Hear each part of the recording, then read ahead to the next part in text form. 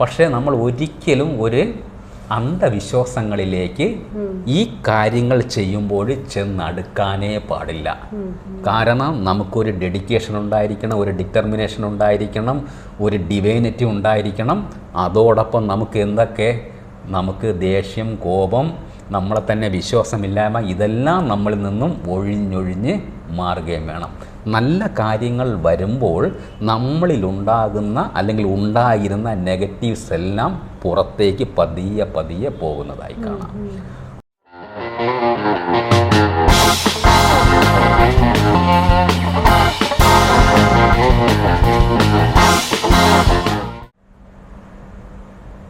നമസ്കാരം. അലക്സഞ്ജന വ്ളോഗ്സിലേക്ക് എല്ലാവർക്കും സ്വാഗതം.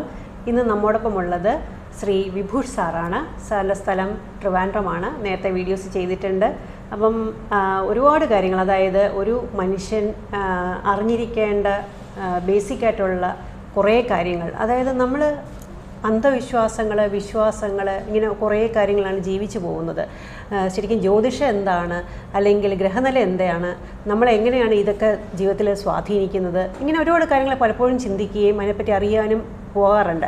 അപ്പോൾ താങ്കൾ ജ്യോതിഷത്തിൽ പാണ്ഡിത്യം നേടിയിട്ടുള്ള വ്യക്തിയാണ്, പിന്നെ ഒരു താന്ത്രിക ജ്ഞാനമുള്ള വ്യക്തിയാണ്, ക്ഷേത്രത്തിൽ പൂജ ചെയ്യുന്ന വ്യക്തിയാണ്, ഒരുപാട് പേരെ മെഡിറ്റേഷൻ പഠിപ്പിക്കുന്നുണ്ട്, അതുകൂടാതെ ചക്ര മെഡിറ്റേഷൻ പ്രാക്ടീസ് ചെയ്യുന്നുണ്ട്, മുദ്രാ തെറാപ്പി പഠിപ്പിക്കുന്നുണ്ട്. അങ്ങനെ ഒരുപാട് അനുഭവങ്ങൾ താങ്കൾക്കുണ്ട്.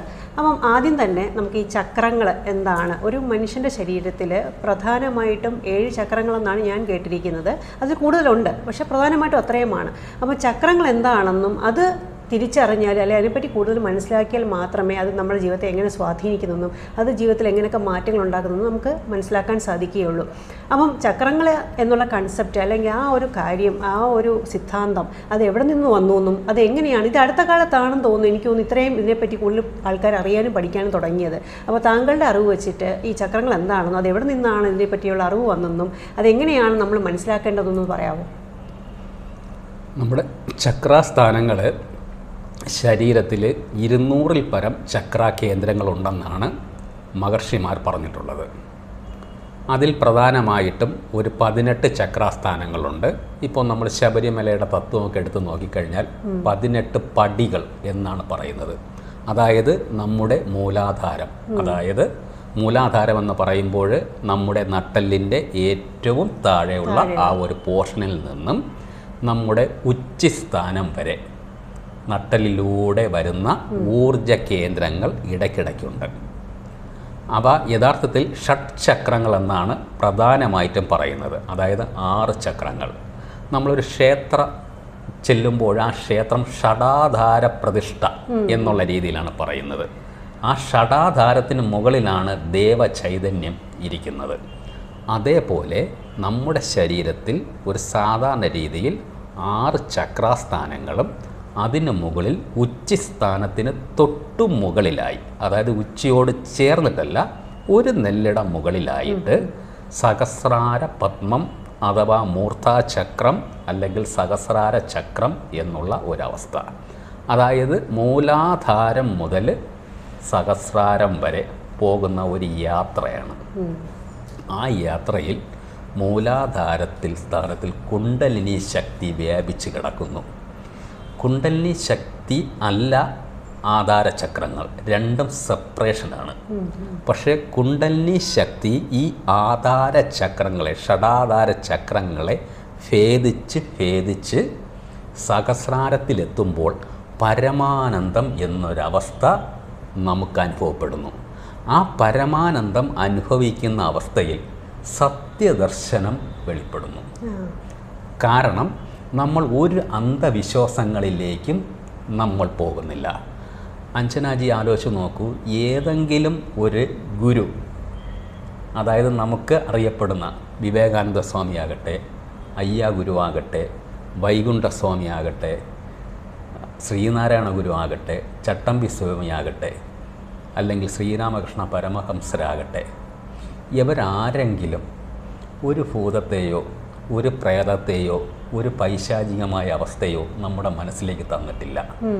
അവരെല്ലാം തന്നിട്ടുള്ളത് നമ്മുടെ മനസ്സിനെ ഉന്നതമായ ഉണർവ് നിലയിലേക്ക് എത്തുന്ന ധ്യാന പ്രക്രിയ നമ്മൾ ചെയ്യാനും ആ ധ്യാനത്തിൽ അമർന്നിരിക്കുവാനും ആണ് നമ്മൾ ഉപദേശിച്ചിട്ടുള്ളത്. ഉദാഹരണത്തിന് രമണ മഹർഷിയുടെ അടുത്ത് ആരെങ്കിലും പോയി കഴിഞ്ഞാൽ എപ്പോഴും ഉപയോഗിക്കുന്ന വാക്കാണ് ചുമ്മാ ഇരി. എന്താണ്? മനസ്സിനെ അടക്കുക. മനസ്സിനെ നമ്മിലേക്ക് തന്നെ അടക്കി ആവശ്യമില്ലാത്ത വ്യാവഹാരികമായിട്ടുള്ള കാര്യങ്ങളിലേക്ക് ഇടപെടാതെ നമ്മൾ നിർത്തുന്ന ഒരവസ്ഥ. അതിന് വേണ്ടിയിട്ട് നമുക്ക് 7 ചക്ര മെഡിറ്റേഷൻ വളരെ അധികം ഉപകരിക്കുന്നു. അപ്പോൾ കേൾക്കാം, 7 ചക്ര മെഡിറ്റേഷൻ നമുക്ക് പഠിപ്പിക്കാൻ പറ്റുമോ? അതൊരു അനുഭവമാണ്. യഥാർത്ഥത്തിൽ 7 ചക്ര മെഡിറ്റേഷൻ പഠിപ്പിക്കുകയല്ല, നമ്മൾ അതിൻ്റെ പാത ഒരുക്കി വിടുകയാണ് ചെയ്യുന്നത്. നമ്മളതിൽ ഒരുപാട് തിയറി ക്ലാസ്സുകളുണ്ട്. ആദ്യം പഠിക്കുന്നത് ആത്മീയത എന്തെന്നാണ്. എന്താണ് ആത്മീയത? യഥാർത്ഥ ആത്മീയതയ്ക്ക് നമ്മുടെ ഈ അനുഷ്ഠാനങ്ങളുമായിട്ടോ പ്രസ്ഥാനങ്ങളുമായിട്ടോ ഈ ഗ്രന്ഥങ്ങളുമായിട്ടോ അല്ലെങ്കിൽ മതങ്ങളുമായിട്ടോ ഒരു തരത്തിലും ബന്ധമില്ല. കാരണം ഏതെങ്കിലും ഒരു മതത്തിൽ നമ്മൾ ഉറച്ചു നിൽക്കുകയാണെങ്കിൽ നമ്മൾ അതിൻ്റെ പാർട്ടായി മാറുകയാണ്. അപ്പോഴും മറ്റുള്ളവരെ മറ്റൊരു കണ്ണിലേക്ക് നമ്മൾ നോക്കും. ഈ ഗുരുക്കന്മാരെല്ലാം എല്ലാവരെയും ചേർത്ത് നിർത്തിയവരാണ്. ശ്രീനാരായണ ഗുരു ഒരു ജാതി, ഒരു മതം, ഒരു ദൈവം. അതായത് മനുഷ്യൻ എന്നുള്ളത് ജാതിയാണ്. അതിൽ 2 തിരിവേ ഉള്ളൂ, ആൺ പെണ്ണെന്നേ ഉള്ളൂ. അതിൽ ഒരു ജാതി, ഒരു മതം, ഒരു ദൈവമെന്ന് വളരെ ഉറപ്പിച്ച് പറയുകയും ലോകത്തിലെ ഏത് ദൈവത്തെയും നമുക്ക് ആരാധനാ സ്വാതന്ത്ര്യം ഉണ്ടെന്ന് തെളിയിക്കുകയും ചെയ്ത ഒരു മഹനീയ ഒരു വ്യക്തിത്വത്തിൻ്റെ ഉടമയാണ് ശ്രീനാരായണ ഗുരു. അപ്പോൾ ആ ശ്രീനാരായണ ഗുരുവിൻ്റെ മുഖ്യ കൃതികളായ ദൈവദശകം, ആത്മോപദേശ ശതകം, കുണ്ടലിനി പാട്ട്, ഈ 3 പ്രധാന കൃതികളിലൂടെ നമ്മൾ ഒന്ന് ചികഞ്ഞ് നോക്കിക്കഴിഞ്ഞാൽ നമ്മുടെ മനോനില ഉയർത്തുന്നതും ദൈവം എന്താണ് അല്ലെങ്കിൽ പരമാത്മ തത്വം എന്താണ് എന്ന് അറിയുന്നതും അതോടൊപ്പം തന്നെ നമ്മുടെ ഈ ആധാര ശക്തികളെ ഉണർത്തിയാൽ ഉണ്ടാകുന്ന നേട്ടങ്ങളെക്കുറിച്ച് എന്താണെന്നും ഈ 3 കൃതികളിൽ വ്യക്തമായി പ്രതിപാദിച്ചിട്ടുണ്ട്. ഇതേപോലെ അനവധി സൗന്ദര്യലഹരിയിലുണ്ട്, ലളിത സഹസ്രനാമത്തിലുണ്ട്. ഇതിനെയെല്ലാം കോർത്തിണക്കി ഒരു മുത്തുമാല പോലെ ആക്കി നമ്മൾ പകർന്നു കൊടുക്കുന്ന ഒരു ജ്ഞാനം, അത് തിയറി പ്ലസ് പ്രാക്ടിക്കൽ രീതിയിലാണ് നമ്മൾ കൊടുക്കുന്നത്. അതുവഴി പോകുന്ന ഒരു വ്യക്തി ഇന്നലെ വരെ നാം എങ്ങനെയാണോ ജീവിച്ചതെന്നുള്ളതല്ല, ഇന്ന് മുതൽ നാം പുതിയ ഒരു സിസ്റ്റം, അതായത് ചിട്ടയായ ജീവിത ശൈലിയിലേക്ക് നമ്മൾ മനസ്സുകൊണ്ട് മാറാൻ ശ്രമിക്കുമ്പോൾ നെഗറ്റിവിറ്റി നമ്മുടെ മനസ്സിൽ നിന്ന് പോയി ഒരു നല്ലൊരു പോസിറ്റിവിറ്റിയിലേക്ക് നമ്മൾ ഉയരുന്നു. അതനുസരിച്ചിട്ട് ഈ സാധനാക്രമങ്ങൾ, 7 ചക്രങ്ങളുടെ സ്ഥാനങ്ങൾ എവിടെയാണ്, അതിൻ്റെ നിറങ്ങൾ എന്താണ്, അത് എത്ര നാഡികളുമായി ബന്ധപ്പെട്ടിരിക്കുന്നു, ആ നാഡികളെ നമുക്ക് സങ്കല്പിക്കാൻ പറ്റത്തില്ല. അതുകൊണ്ട് മഹർഷിമാർ അതിനെ പുഷ്പങ്ങളുടെ ദളമായിട്ടാണ് സങ്കല്പിക്കാൻ പറഞ്ഞിട്ടുള്ളത്. അതോടൊപ്പം ആ നാഡികളെ തൊട്ടുണർത്തുന്ന ബീജാക്ഷര മന്ത്രങ്ങൾ, ഇവ ജപിച്ച് കഴിഞ്ഞാൽ നമ്മളൊരു പുതിയ ഒരു ജീവിത ശൈലിയിലേക്ക് നമ്മൾ മാറ്റപ്പെടും. അതാണ് ഈ 7 ചക്രയുടെ പഠനം കൊണ്ട് ഉദ്ദേശിക്കുന്നത്. 7 ചക്ര പഠനം നമ്മൾ കൊടുക്കുന്നത് 7 ദിവസത്തെ ക്ലാസ്സിലൂടെയാണ്. ഡെയിലി 1 മണിക്കൂർ വീതമുള്ള ഗൂഗിൾ മീറ്റ് ക്ലാസ്സിലൂടെയാണ്. പ്ലസ് തിയറി പ്ലസ് പ്രാക്ടിക്കലാണ്. അതിന് വേണ്ടിയിട്ടുള്ള ചിട്ടയായ ചില സൗകര്യങ്ങളൊക്കെ ഒരുക്കാൻ വേണ്ടിയിട്ട് നിർദ്ദേശങ്ങൾ കൊടുക്കും. ഈ 7 ദിവസം കഴിഞ്ഞ് പൂർത്തിയാകുന്നവരെയാണ് അടുത്ത മുദ്രാ തെറാപ്പിയിലേക്ക് മാറ്റുന്നത്. എന്തുകൊണ്ടാണ് മുദ്രാ തെറാപ്പിയിലേക്ക് മാറ്റുന്നതെന്ന് വെച്ച് കഴിഞ്ഞാൽ, ഒരു സാധാരണ മനുഷ്യനെ ഇമാജിൻ ചെയ്യുന്നതാണ് 7 ചക്ര. നമുക്കൊരിക്കലും 7 ചക്ര ഇന്ന സ്ഥാനത്തിരിക്കുന്നു എന്ന് കാണിച്ചു കൊടുക്കാൻ പറ്റത്തില്ല. കാരണം മഹർഷിമാരുടെ ജ്ഞാനദീപ്തമായ കണ്ണുകളിലൂടെ കണ്ടതാണ്. നമുക്കൊരു ശസ്ത്രക്രിയയിലൂടെ ഒരിക്കലും ഇതിനെ കണ്ടെത്താനും പറ്റത്തില്ല. ആ സമയത്ത് ചിലർക്ക് ഒരു സംശയം വരാം, ഇത് ചക്രകളുണ്ടോ എന്നുള്ള രീതിയിൽ. എല്ലാവർക്കും ഒരേ രീതിയിൽ അനുഭവം വരണമെന്നില്ലല്ലോ. കാരണം ജൈവികമായിട്ടുള്ള വിവിധ ചാലുകളിൽ കൂടി വരുന്ന മനുഷ്യരാണ്. അങ്ങനെ അതിനെ കൂടി ഒന്നുകൂടി പ്രൊമോട്ട് ചെയ്യുവാനും ഊർജ്ജനില കൂടുതൽ കൈവരിക്കുവാനും ദശമുദ്രകൾ എന്ന യോഗമുദ്രകളുമായി ബന്ധപ്പെട്ട് 10 മുദ്രകൾ നമ്മൾ പഠിപ്പിക്കുന്നുണ്ട്. മുദ്രകളുടെ ആവിർഭാവം, മുദ്രകൾ എന്തിനാണ്, മുദ്രകൾ ചെയ്യുന്നത് കൊണ്ടുള്ള ഗുണങ്ങൾ എന്തൊക്കെയാണ്, ഈ ഓരോ മുദ്രകൾക്കും പറഞ്ഞിട്ടുള്ള ഗുണങ്ങൾ. ആദ്യം നമ്മൾ കൊടുക്കുന്ന മുദ്ര ശുദ്ധീകരണ മുദ്രയാണ്. നമ്മുടെ ശരീരത്തിൽ നമ്മുടെ ജനനം മുതൽ നമ്മൾ ശ്വസിക്കുന്ന വായുവിൽ കൂടെ ഉള്ള ടോക്സിൻസ് ഉണ്ടായിരിക്കാം, നമ്മുടെ ചിന്തകളിൽ കൂടെ ഉള്ള ടോക്സിൻസ് ഉണ്ടായിരിക്കാം, അതേപോലെ നമ്മൾ കഴിക്കുന്ന ഭക്ഷണ പദാർത്ഥങ്ങളിൽ കൂടെ ഉള്ള ടോക്സിൻസ് ഉണ്ടായിരിക്കാം.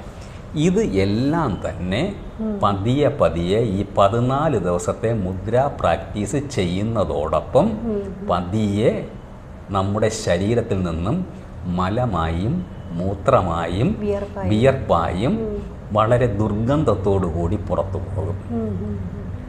ചിലവർക്ക് അല്പം തലവേദനയോ വയറിളക്കമോ ഉണ്ടായെന്ന് വരും. എന്ന് വെച്ചാൽ അവർക്ക് എവിടെയും പോകാൻ പറ്റും, നോർമലായിട്ട് ഇതുണ്ടാവൂ. ഇപ്പം ശുദ്ധീകരണ മുദ്ര ചെയ്യുന്നത് നമ്മുടെ പെരുവിരലിൻ്റെ അഗ്രം മോതിര വിരലിൻ്റെ താഴെയുള്ള 3ാമത്തെ രേഖയിൽ മൃദുവായി ഒന്ന് അമർത്തി, 2 കൈയും കൊണ്ടാണ് ചെയ്യേണ്ടത്, ഞാനിപ്പോൾ 1 കൈയാണ് കാണിക്കുന്നത്. അത് നമ്മുടെ മടിക്ക് മുകളിലായി വയ്ക്കുക. പാദങ്ങൾ തറയിൽ തൊട്ടിരിക്കണം. ഒരു എർത്തിങ് സിസ്റ്റം ആവശ്യമാണ്. ഇങ്ങനെ ഡെയിലി 20 മിനിറ്റ് വീതം 14 ദിവസം പ്രാക്ടീസ് ചെയ്യുമ്പോഴാണ് നമ്മുടെ ശരീരത്തിലെ ടോക്സിൻസ് പുറത്തു പോകുന്നത്. അത് കഴിഞ്ഞാൽ 1 ദിവസത്തെ ഇടവേളയ്ക്ക് ശേഷം പ്രാണമുദ്ര അഭ്യസിക്കും. നമ്മുടെ അകത്തോട്ട് പോകുന്ന പ്രാണവായുവിനെ ശുദ്ധീകരിക്കാനുള്ള മുദ്ര 7 ദിവസം. വീണ്ടും 1 ദിവസം ബ്രേക്ക് എടുക്കും. അതിനുശേഷം 7 ദിവസം പുറത്തേക്ക് പോകുന്ന വായു, അപാനവായു മുദ്ര പ്രാക്ടീസ് ചെയ്യിപ്പിക്കും. ഈ സമയം കൊണ്ട് 1 മാസം പൂർത്തിയാകും. അതിനുശേഷം പഞ്ചഭൂത മുദ്രകളായ 5 മുദ്രകൾ, വായുമുദ്ര, ആകാശമുദ്ര, ഭൂമിമുദ്ര, ജലമുദ്ര, അഗ്നിമുദ്ര, ഇവ 5 മിനിറ്റ് വീതം 25 മിനിറ്റ് 28 ദിവസം പ്രാക്ടീസ് ചെയ്യിപ്പിക്കും. അപ്പോൾ നമ്മൾ 2 മാസം പൂർത്തിയാകുന്നു. അതായത് നമ്മുടെ പഞ്ചഭൂതങ്ങളിലെ അസന്തുലിതാവസ്ഥയാണ് നമുക്ക് ആദികളും വ്യാധികളും നമുക്കുണ്ടാക്കുന്നത്. അപ്പോൾ ഈ മുദ്ര ചെയ്യുന്നതോടുകൂടി പഞ്ചഭൂതങ്ങളുടെ സന്തുലനം ഉറപ്പുവരുത്തും. അപ്പോൾ 8 മുദ്രകളും ശുദ്ധീകരണവുമായിട്ടാണ് ഒരു തരത്തിൽ ബന്ധപ്പെട്ടിരിക്കുന്നത്, പ്രത്യക്ഷമായും പരോക്ഷമായും. അതിനുശേഷം ബോധതലത്തെ ഉയർത്തുന്ന പങ്കജമുദ്ര. അപ്പം പങ്കജമുദ്ര മാത്രം നമ്മൾ ഇവിടെ വെച്ചിട്ടാണ് ചെയ്യുന്നത്. ഇങ്ങനെ വന്നിട്ട് ചെറുവിരൽ മാറ്റത്തില്ല, പെരുവിരൽ മാറ്റത്തില്ല, ബാക്കി താമര വിടരുന്നത് പോലെ ഇങ്ങനെ വിടർത്തി അത് 14 ദിവസം. അത് കഴിഞ്ഞിട്ട് വീണ്ടും 1 ദിവസം ബ്രേക്ക് കൊടുത്തതിന് ശേഷം ജ്ഞാനതലത്തെ ഉയർത്തുന്ന ജ്ഞാനമുദ്ര ചെയ്യും. അപ്പോൾ ഇപ്പോഴും നമുക്ക് മനസ്സിലാകാം ജ്ഞാനമുദ്ര ചെയ്യുവാൻ യോഗ്യത നേടുന്നത് എപ്പോഴാണ്. ഇത്രയും പ്രോസസ്സ് കഴിഞ്ഞതിന് ശേഷമാണ് ജ്ഞാനമുദ്ര 14 ദിവസം പൂർത്തിയാക്കുമ്പോൾ. അപ്പോൾ ജ്ഞാനമുദ്ര എന്ന് വെച്ച് കഴിഞ്ഞാൽ ചൂണ്ടുവിരൽ മടക്കി പെരുവിരലിൻ്റെ അഗ്രഭാഗത്ത് വൃത്താകൃതിയിൽ സ്പർശിച്ച് മറ്റു 3 വിരലുകൾ നിവർത്തി മലർത്തി വയ്ക്കണം. അതാണ് ജ്ഞാനമുദ്രയുടെ ഇത്. ആ ജ്ഞാനമുദ്ര 14 ദിവസം പൂർത്തിയാകുമ്പോൾ 90 ദിവസത്തെ പ്രാക്ടീസ് പൂർത്തിയായി കഴിയും. ഒരു പുതിയ ചിന്തയും ഒരു പുതിയ ഉന്മേഷവും നമുക്ക് കൈവന്ന് എല്ലാ കാര്യങ്ങളെയും സമചിത്തതയോടുകൂടി കാണുവാനും എടുത്തു ചാട്ടമുള്ള കോശങ്ങളെ വളരെയധികം തണുപ്പിക്കുവാനും ഈ 7 ചക്രയും മുദ്രയും സഹായിക്കുന്നു. ഏറ്റവും കൂടുതൽ ഇതിനെക്കുറിച്ചിട്ടുള്ള മുദ്രയുടെ പരീക്ഷണം നടക്കുന്നത് ബുദ്ധമത അനുയായികളുടെ അടുത്താണ്, അതേപോലെ ജപ്പാനിലാണ്. കാരണം അവിടെയൊക്കെ മുദ്രകൾക്ക് വളരെ പ്രാധാന്യമുണ്ട്. ഇനി നമ്മൾ സാധാരണ മുദ്ര കാണുന്നത് എവിടെയാണ്? ക്ഷേത്രങ്ങളിൽ പൂജാരിമാർ മുദ്ര കാണിക്കുന്നത് കണ്ടിട്ടുണ്ട്. പൂജകൾ ചെയ്യുമ്പോൾ അപ്പോൾ അതിൽ തന്നെ ദേവീദേവന്മാർ കൂടുതൽ പേരും അഭയ വരദ മുദ്രകളിലൊക്കെ നിൽക്കുന്നതായി നമ്മൾ പറയുന്നുണ്ട്. എന്തിനാണ് ഈ ക്ഷേത്രങ്ങളിൽ മുദ്രകൾ ഉപയോഗിക്കുന്നത്? ദേവീദേവന്മാർക്ക് മുദ്രകൾ സന്തോഷത്തിൻ്റെ പ്രതീകമാണ്, ആനന്ദത്തിൻ്റെ പ്രതീകമാണ്, പരമാനന്ദം എന്നുള്ള അവസ്ഥയുടെ പ്രതീകമാണ്. കാരണം നൃത്തത്തിലൊക്കെ ഉപയോഗിക്കുന്നതല്ലേ? മുദ്രകൾ കാണിക്കുമ്പോൾ ദേവതകൾക്ക് സന്തോഷം അനുഭവിക്കുന്ന അവസ്ഥ ഉണ്ടാകുന്നു. മാത്രമല്ല ഒരു പൂജാരി, ആ പൂജാരി ഒരാളിൽ നിന്നും മറ്റൊരാളിലേക്ക് മാറുന്നതിനെ ദ്വിജൻ എന്നാണ് പറയുന്നത്. കാരണം ഒരു ബ്രാഹ്മണത്വം നമുക്ക് വരുന്നു. അപ്പം ബ്രാഹ്മണത്വം അനുഭവിക്കണമെങ്കിൽ രാവിലെ ശൗചാദി കാര്യങ്ങളെല്ലാം കഴിഞ്ഞ് കുറേ ക്രിയകളുണ്ട്. മുദ്രാക്രിയകളെല്ലാം ചെയ്ത് പുഷ്ടിപ്പെടുത്തുമ്പോൾ നമ്മുടെ ശരീരം ദേവനെ പൂജിക്കാനുള്ള ഒരു പവിത്രമായ ഒരു ശരീരമായി മാറുന്നു. അപ്പം ദേവനെ പൂജിക്കണമെങ്കിൽ നമുക്ക് ദേവനായി മാറണം എന്നുള്ള ഒരു രീതി. അതുകൊണ്ടാണ് ഈ മുദ്രാ തെറാപ്പിയും 7 ചക്രയും ലോകത്തിലെ ഏറ്റവും വലിയ ഒരു സംസ്കാരത്തിൻ്റെ ഭാഗമായിട്ട് നമ്മൾ പഠിപ്പിക്കുന്നത്. ഇത് ശരിക്കും മുദ്രാ തെറാപ്പി അല്ലെങ്കിൽ ഈ പറഞ്ഞ ചക്ര മെഡിറ്റേഷനും ഒക്കെ നമ്മൾ ഇപ്പോഴാണ് കൂടുതലായിട്ട് അറിയുന്നെങ്കിലും ഇത് ശരിക്കും ബിഫോർ ക്രൈസ്റ്റ് അല്ലെങ്കിൽ എത്ര 1000 BC അല്ലെങ്കിൽ അത്രയും പഴക്കമുള്ള ഒരു കൺസെപ്റ്റാണ് അല്ലേ, ഒരു ജീവിത കലയാണിത്. അപ്പം നമ്മൾ അന്നത്തെ കാലത്തുള്ള അത്രയും നൂറ്റാണ്ടുകൾ പഴക്കമുള്ള കാര്യങ്ങൾ ഇപ്പോഴാണത് ചകഞ്ഞ് അതിനെ പഠിച്ചു വരുന്നത്. 5000 വർഷങ്ങൾക്ക് മുമ്പ് തന്നെ ഭാരതത്തിലെ സുവർണ കാലഘട്ടത്തിൽ മുദ്രാ തെറാപ്പി ഉണ്ടായിരുന്നു. അപ്പോൾ ആ മുദ്രാ തെറാപ്പി ഒരു നാടൻ നൃത്തവിദ്യയിൽ കൂടെയാണ് അന്ന് അഭ്യസിച്ചിരുന്നത്. കാരണം അതിനെ നാദെന്നും രംഗെന്നും ശബ്ദമെന്നും വിളിച്ചിരുന്നു. അപ്പം നാദമെന്ന് പറഞ്ഞു കഴിഞ്ഞാൽ ഒരുപാട് നാദങ്ങളുമായി കൂടിച്ചേരും. രംഗെന്ന് പറഞ്ഞു കഴിഞ്ഞാൽ നമ്മൾ അണിയുന്ന രത്നാഭരണങ്ങളുമായി കൂടിച്ചേരും. അപ്പം ഇങ്ങനെയുള്ള കൂടിച്ചേരുകളിൽ മുദ്രകളുണ്ട്, അതായത് ഹസ്തമുദ്രകൾ. അത് നൃത്തങ്ങളിലാണ്. നമ്മുടെ പുരാതന ക്ഷേത്രങ്ങളിലെല്ലാം കൂത്തമ്പലങ്ങളുണ്ടായിരിക്കും. അവിടെ വൈകുന്നേരം ദീപാരാധനയ്ക്ക് ശേഷം കഥകളി, ഭരതനാട്യം, മോഹിനിയാട്ടം, കുച്ചിപ്പുടി, സംഗീത കച്ചേരി ഇങ്ങനെയുള്ള മേന്മയുള്ള കലയാണ് നടത്തുന്നത്. അപ്പോൾ ഈ കല നടത്തുമ്പോൾ ഈ ഡാൻസ് കളിക്കുന്നവരെ ശ്രദ്ധിച്ചിട്ടുണ്ടോ? അവരുടെ അരയിൽ കച്ച കെട്ടും. കച്ച കെട്ടി മുറുക്കിയതിന് ശേഷമാണ് മറ്റ് വേഷങ്ങൾ അണിയിക്കുന്നത്. കാരണം എന്താണെന്നാണ്, ഭാരതീയ നൃത്ത സങ്കല്പങ്ങളിലൊന്നും അര ഇളക്കിയുള്ള നൃത്തമില്ല. കാരണം നമ്മുടെ മൂലാധാര ചക്രത്തെയും നമ്മുടെ സ്വാധിഷ്ഠാന ചക്രത്തെയും സന്തുലിതമായി പെടുത്തി നിൽക്കുമ്പോഴാണ് ആധാര ചക്രങ്ങൾക്ക് ഉണർവ് വരുന്നത്. അതുകൊണ്ടാണ് നമ്മൾ പല സംഗീതജ്ഞരെയും പല നാട്യത്തിലുള്ള ആൾക്കാരെയും കാണുമ്പോൾ അവരുടെ മുഖത്ത് അത്രയും പ്ലസൻ്റ് അനുഭവിക്കുന്നത്. കാരണം അവരുടെ ആധാര ചക്രങ്ങൾ ഉണർന്ന നിലയിലാണ്. അതുകൊണ്ട് അവരെപ്പോഴും സന്തോഷവതികളായിട്ടായിരിക്കും. നമ്മുടെ യേശുദാസിനെ നോക്കി നോക്കൂ, ചിത്രാജിയെ നോക്കി നോക്കൂ, അതേപോലെ പത്മ സുബ്രഹ്മണ്യം, ഇവരെയൊക്കെ നമ്മൾ നോക്കി നോക്കൂ. ഗാനങ്ങളും ഗാനഗോകുലങ്ങളെല്ലാം അവർ എപ്പോഴും, അതുകൊണ്ടാണ് ഇത്രയും കാലം കഴിഞ്ഞിട്ടും അവരുടെ ശബ്ദമാധുര്യവും അവരുടെ രൂപവും നമ്മുടെ മനസ്സിൽ നിന്നും മായാത്തത്. അവരിലുണ്ടാകുന്ന ഉണർവ് നില നമ്മിലേക്കും അവരുടെ ഗാനങ്ങൾ കേൾക്കുമ്പോഴോ കാണുമ്പോഴോ സംക്രമിക്കുന്നു. അപ്പോൾ ഈ പുരാതന നൃത്ത സമ്പ്രദായത്തിൽ ഹസ്തമുദ്രകൾക്കും പാദചലനങ്ങൾക്കും വളരെയധികം പ്രാധാന്യം കൽപ്പിച്ചിട്ടുണ്ട്. അപ്പോൾ ആ നൃത്തം കൃത്യതയോടുകൂടി നമ്മൾ കണ്ടിരിക്കുമ്പോൾ നമുക്ക് പോലും ഒരു ഉണർവ് നിലയുണ്ടാകും. അപ്പോൾ അങ്ങനെയാണെങ്കിൽ അവരുടെ ഉണർവ് നിലയോ, ആ ഉണർവ് നിലകളാണ് അവരുടെ കുണ്ടലിനി ശക്തിയെ ഉണർത്തുന്നത്. കാരണം നമ്മൾ പ്രാക്ടീസ് ഇത് ചെയ്തുകൊണ്ടേയിരിക്കണം. പക്ഷേ നമ്മൾ ഒരിക്കലും ഒരു അന്ധവിശ്വാസങ്ങളിലേക്ക് ഈ കാര്യങ്ങൾ ചെയ്യുമ്പോൾ ചെന്നടുക്കാനേ പാടില്ല. കാരണം നമുക്കൊരു ഡെഡിക്കേഷൻ ഉണ്ടായിരിക്കണം, ഒരു ഡിറ്റർമിനേഷൻ ഉണ്ടായിരിക്കണം, ഒരു ഡിവൈനിറ്റി ഉണ്ടായിരിക്കണം. അതോടൊപ്പം നമുക്ക് ദേഷ്യം, കോപം, നമ്മളെ തന്നെ വിശ്വാസമില്ലായ്മ, ഇതെല്ലാം നമ്മളിൽ നിന്നും ഒഴിഞ്ഞൊഴിഞ്ഞ് മാറുകയും വേണം. നല്ല കാര്യങ്ങൾ വരുമ്പോൾ നമ്മളിലുണ്ടാകുന്ന അല്ലെങ്കിൽ ഉണ്ടായിരുന്ന നെഗറ്റീവ്സ് എല്ലാം പുറത്തേക്ക് പതിയെ പോകുന്നതായി കാണാം. ആ സമയത്താണ് നമ്മൾ മറ്റൊരാളായി മാറ്റപ്പെടുന്നത്. അതുകൊണ്ടാണ് 7 ചക്ര മെഡിറ്റേഷൻ കൃത്യമായി അനുഷ്ഠിക്കുന്നവർ അവരുടെ മുഖത്ത് ആ പ്ലസൻ്റ് നമുക്ക് കാണുവാൻ പറ്റുന്നത്. അപ്പോൾ ഈ നർത്തകർ അല്ലെ പാട്ടുകാർ അല്ലെങ്കിൽ അഭിനയിക്കുന്നവർ അല്ലെങ്കിൽ ആയോധന കലകൾ പിന്നെ ഈ പലതരത്തിലുള്ള വാദ്യ രൂപങ്ങൾ അല്ലെ അതൊക്കെ വായിക്കുന്നവർക്കൊക്കെ അപ്പോൾ ഇത് നാച്ചുറലി ഈ പറഞ്ഞ മെഡിറ്റേഷനും കാര്യങ്ങളൊക്കെ നടക്കുന്നുണ്ടെന്നുള്ളതാണ്. അവർക്ക് ഓട്ടോമാറ്റിക്കായിട്ട് അവർ അറിഞ്ഞോ അറിയാതെയൊക്കെ നടക്കുന്നുണ്ട്. കാരണം അത് അവരുടെ പൂർവ്വജന്മ കർമ്മ വാസനകളുടെ കണക്ഷൻസ് വരും. നമ്മൾ ചിലപ്പം TV മാധ്യമങ്ങൾ കാണുന്നില്ലേ, ഒരു 6 വയസ്സായ കുട്ടിയൊക്കെ ശാസ്ത്രീയ സംഗീതമൊക്കെ നല്ലവണ്ണം, കാരണം അവരുടെ പൂർവ്വജന്മ വാസനകളിൽ ആരോ ഒക്കെ ആ ഒരു രീതിയിൽ ഉണ്ടായിരുന്നു. അപ്പം ഈ കുഞ്ഞ് ജനിക്കുമ്പോൾ അതിൻ്റെ വാസനാരൂപം നമ്മുടെ ബ്രെയിനിലേക്ക് വന്നിട്ട് അത് നമ്മളിൽ ആക്ട് ചെയ്യുന്നുണ്ട്.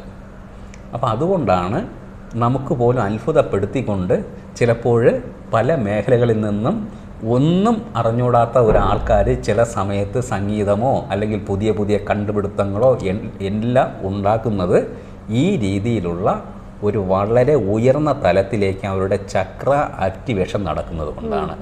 ഉദാഹരണത്തിന് നമ്മുടെ ലോകത്തിലെ ഏറ്റവും വലിയ ധനാഢ്യനായ മസ്കിനെ ഒന്ന് കണ്ടു നോക്കൂ. ആ മസ്ക് ഓരോ ദിവസവും ലോകത്തെ ഞെട്ടിപ്പിച്ചുകൊണ്ടുള്ള ഒരു കണ്ടുപിടുത്തങ്ങളാണ് നടത്തുന്നത്. കാരണം ഈ അടുത്ത കാലത്ത് പറഞ്ഞിരിക്കുന്നത് ഇപ്പോൾ നമുക്ക് ഡൽഹിയിൽ നിന്നും അമേരിക്കയിലേക്ക് പോകാൻ 14 മണിക്കൂറാണ് യാത്ര ചെയ്യേണ്ടത്. അത് അരമണിക്കൂർ കൊണ്ട് സാധ്യമാകുന്ന ഒരു എയർ സർവീസാണ് അദ്ദേഹം കണ്ടുപിടിച്ചിരിക്കുന്നത്. കണ്ടുപിടിച്ച് അത് ഇംപ്ലിമെൻ്റ് ചെയ്യാനായിട്ടുള്ള നിലയിലാണ്. അപ്പോൾ അദ്ദേഹത്തിൻ്റെ ഭൗതിക ജ്ഞാനത്തിൻ്റെ രീതി എത്രമാത്രം, അത് ദൈവം ഓട്ടോമാറ്റിക്കായിട്ട് അവരിലേക്ക് കൊടുക്കുന്ന ഒരു പ്രക്രിയയാണ്. അത് അവർക്ക് കിട്ടുന്ന വലിയൊരു ഭാഗ്യമാണ്. അവർക്കല്ല അതിൻ്റെ ഭാഗ്യം കിട്ടുന്നത്, അതിനേക്കാൾ ലോകത്തിലുള്ള എത്രയോ കോടി ജനങ്ങൾക്കാണ് ഈ ഭാഗ്യത്തിൻ്റെ ഫലം അനുഭവിക്കുന്നത്. ആലോചിച്ച് നോക്കൂ, മാഡം ഇപ്പോൾ ഉപയോഗിക്കുന്ന ഈ ഡിവൈസ് മൊബൈൽ, അതിലിരുന്ന ചെറിയ ഒരു ചിപ്പ് പോലത്തെ സാധനം ആരോ കണ്ടുപിടിച്ചു. പക്ഷെ നമുക്കതുകൊണ്ട് എന്തെല്ലാം പ്രയോജനം, ആരെയൊക്കെ വിളിക്കാൻ പറ്റുന്നുണ്ട്. അപ്പം നമുക്ക് ആരെയും ഈ ലോകത്ത് മാറ്റി നിർത്താൻ പറ്റത്തില്ല. ആരാണ് എപ്പോഴും നമ്മുടെ ജീവിതത്തിലേക്ക് പ്രവർത്തിച്ചു കൊണ്ടിരിക്കും. ഇതാണ് ഈ ടെക്നോളജിയുടെയൊക്കെ എല്ലാം ഉത്ഭവം. ഈ ടെക്നോളജിയുടെ പിന്നിലെല്ലാം നടക്കുന്നത് ഇതേപോലെ ഊർജത്തിൻ്റെ തരംഗങ്ങൾക്കുണ്ടാകുന്ന പോസിറ്റീവ്സാണ്. ശരിക്കും ഇതൊക്കെല്ലാം ഇപ്പം പറഞ്ഞ കാര്യങ്ങളൊക്കെ സയൻറ്റിഫിക്കായിട്ട് തെളിയിക്കാൻ പറ്റുന്ന കാര്യങ്ങളാണ്. അപ്പം നമുക്ക് ഒരു സ്യൂഡോ സയൻസ് എന്നാണ് ഈ പലപ്പോഴും ജ്യോതിഷം അല്ലെങ്കിൽ പല കാര്യങ്ങളും പറയുക. അപ്പം നമ്മൾ ജനിക്കുമ്പോൾ നമ്മൾ ഈ വിശ്വാസത്തിലുള്ളവരൊക്കെ ഒരു ജാതകം എഴുതുന്നു അല്ലെങ്കിൽ ഗ്രഹനില കാണുന്നു. ആ ഗ്രഹനില കാണുമ്പോൾ അറിയാം, ഓക്കെ നമ്മൾ മരിക്കുന്നവരെ ഇന്ന ഇന്ന കാര്യങ്ങളാണ് നടക്കാൻ പോകുന്നത്, ഇന്ന ഇന്ന സന്ധികളാണ് വരുന്നത്, ദശകളാണ്, ഇതെല്ലാം മനസ്സിലാക്കിയിട്ടുണ്ട്. അപ്പം അങ്ങനെ എഴുതി വച്ചിരിക്കുന്ന ഒരു കാര്യത്തെ നമുക്ക് മാറ്റാനും സാധിക്കുന്നതല്ല. അപ്പം പല പരിഹാരങ്ങൾ നിർദ്ദേശിക്കാറുണ്ട്. പക്ഷെ ആ പരിഹാരങ്ങളൊക്കെ ചെയ്താലും പല കാര്യങ്ങൾ കഴിഞ്ഞിരിക്കും, ആ സമയം കൊണ്ട് നടന്നിരിക്കും. അപ്പം ഈ പറഞ്ഞ പോലെ 7 ചക്ര മെഡിറ്റേഷൻ അല്ലെങ്കിൽ മുദ്ര തെറാപ്പി ആണെങ്കിലും ഈ രീതിയിലുള്ള ഗ്രഹനിലയോ കാര്യങ്ങളോ എന്തെങ്കിലും രീതിയിൽ മാറ്റി നമ്മുടെ ജീവിതത്തിൽ കുറച്ചുകൂടെ സമാധാനവും സന്തോഷവും കൊണ്ടുവരാൻ സാധിക്കുമോ? തീർച്ചയായും. അതായത് നമ്മളുടെ ഈ ജ്യോതിഷം എന്നല്ല, എല്ലാ ശാസ്ത്രങ്ങളും വളരെയധികം ഗഹനമായിട്ടുള്ള വിഷയങ്ങളാണ്. എല്ലാത്തിലും സത്യമാർഗത്തിലൂടെയാണ് ഋഷികൾ അത് നമ്മുടെ മുന്നിലേക്ക് അവതരിപ്പിച്ചിരിക്കുന്നത്. ഇപ്പോൾ ജ്യോതിഷത്തെ വേദത്തിൻ്റെ കണ്ണായിട്ടാണ് അറിയപ്പെടുന്നത്. അതിൽ നിമിത്തമുണ്ട്. അപ്പം നിമിത്തം എന്ന് വെച്ച് കഴിഞ്ഞാൽ ഒരു സമയത്ത് ഒരു ജ്യോതിഷിക്ക് മനസ്സിലുണ്ടാകുന്ന ചില ചലനങ്ങൾ വരും. കാരണം ഒരാൾ മുന്നിലേക്ക് വന്നിരിക്കുമ്പോൾ നല്ല രീതിയിൽ ഉപാസനാബലം, അതേപോലെ ഈ ചക്ര മെഡിറ്റേഷനൊക്കെ പഠിച്ച ഒരാളിന് ചില അന്തർജ്ഞാനം ഉണ്ടാകും. ആ അന്തർജ്ഞാനത്തിലൂടെ മുന്നിലേക്ക് വന്നിരിക്കുന്ന ആളിൻ്റെ ചലനങ്ങളിലൂടെ അവരുടെ അവസ്ഥ അല്ലെങ്കിൽ അവരുടെ വാക്കുകളിലൂടെ അവരുടെ ഇപ്പോഴത്തെ അവസ്ഥ മനസ്സിലാക്കാൻ പറ്റും. അതൊരു സൈക്കോളജിക്കൽ അപ്രോച്ചാണ്. അതായത് ഞാനിപ്പം ജ്യോതിഷം നോക്കാനായിട്ടിരിക്കുന്നു. അപ്പോൾ ആ ജ്യോതിഷം നോക്കാനിരിക്കുന്ന ആ സമയത്തെ ഗ്രഹനില, ആ ഗ്രഹനിലയുടെ ഊർജ തരംഗങ്ങൾ, ചന്ദ്രൻ ഊർജം കുറഞ്ഞിട്ടാണോ കൂടിയിട്ടാണോ നിൽക്കുന്നത്, ആ സമയത്ത് ഒരാൾ കടന്നു വരുന്ന രീതി, ആ ആളിൻ്റെ കണ്ണിൻ്റെ ചലനങ്ങൾ, കൈയുടെ ചലനങ്ങൾ, അദ്ദേഹം ടയേർഡാണോ അതോ എനർജി ലെവലിലാണോ, ഇത് എല്ലാം തന്നെ ഉത്തമനായ ഒരു ജ്യോതിഷിയുടെ സെക്കൻഡുകൾ കൊണ്ട് അവൻ്റെ മനോമുഖരത്തിൽ തെളിയും. മെൻ്റലിസ്റ്റാണ്, മനസ്സിലായില്ലേ? കാരണം നമ്മൾ ചിലവൻ പറഞ്ഞില്ലേ അച്ചിട്ടതുപോലെ ആ ജ്യോതിഷി പറഞ്ഞു എന്ന്, അത് ചിലവർക്കെല്ലാം ജന്മനാൽ തന്നെ ഒരു പ്രവചനത്തിൻ്റെ ഒരു ശൈലി അവരിൽ അടങ്ങിയിരിക്കും. ചിലവർ ഇത് പഠനം കൊണ്ട് സാധ്യമാക്കും. പക്ഷേ ഇതിനെ മാർക്കറ്റ് ചെയ്യുന്ന ഒരുപാട് പേര് നമ്മുടെ ഇടയിലുണ്ട്. അന്ധവിശ്വാസങ്ങളെ കൂടുതൽ പരത്തും. ഞാൻ അതിലത്തേക്ക് പോകുന്നില്ല.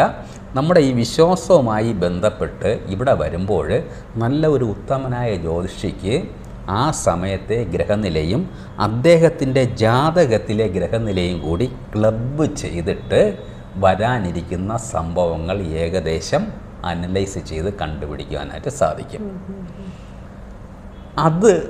അതിലൂടെ നല്ല ഒരു നിർദ്ദേശം കൊടുക്കുകയാണോ എങ്കിൽ എപ്പോഴും ജ്യോതിഷി നമ്മുടെ മുന്നിലേക്ക് വന്നിരിക്കുന്ന ഒരാളിനെ ഭയപ്പെടുത്തരുത്, ഭയപ്പെടുത്തി പൂജകൾ ചെയ്യിക്കരുത്. കാരണം അവർ നമ്മളെ ആശ്രയിച്ചിട്ട് വന്നവരാണ്.